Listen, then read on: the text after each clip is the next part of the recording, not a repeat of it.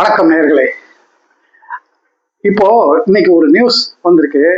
அதாவது விஜய் அவர்கள் தவேகா தலைவர் விஜய் அவர்கள் பாதிக்கப்பட்ட கரூர்ல பாதிக்கப்பட்ட மக்கள், அந்த குடும்பம் 41 குடும்பங்களையும் 41 பேரையும் தன்னுடைய இடமான பனையூருக்கு வரவழைச்சிருக்கிறார்.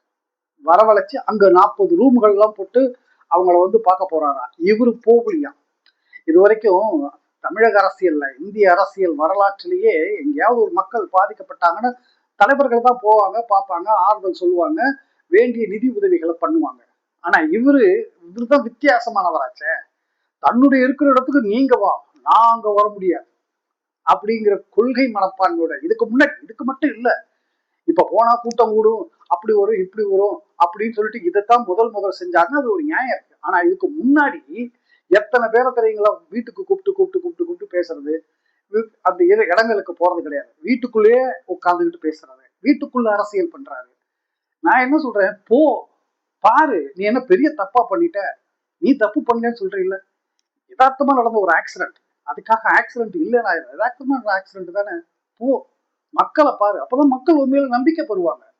போ பாரு, யார் தப்பு பண்ணாலும் நிச்சயமாக இது தண்டிக்கப்பட வேண்டியது. ஆனா யாருமே தப்பு பண்ணல, அதுதான் உண்மை. இது ஒரு ஆக்சிடென்ட்.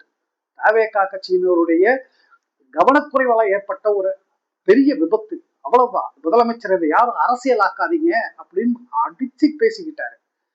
அதனால இப்ப என்ன நடந்துருச்சு போய் பார்க்கல. இப்ப இப்ப எடப்பாடி பழனிசாமியில தூத்துக்குடியில 13 பேரை சுட்டு கொண்டுட்டு தில்லா போய் நிக்கல. 4 நாள் கழிச்சு நானே டிவியை பார்த்து தான் தெரிஞ்சுக்கிட்டேன்னு சொல்றாரு. என்ன ஆகி போச்சு? இப்ப தலைவா எடுத்துட்டாங்க. போய் பாருங்க, இப்ப போய் பாருங்க. அதனால இதெல்லாம் பத்தி விஜய் கவலைப்பட வேண்டாம். நேரா போய் அங்க போய் நின்று பாருங்க, மக்களை பாரு.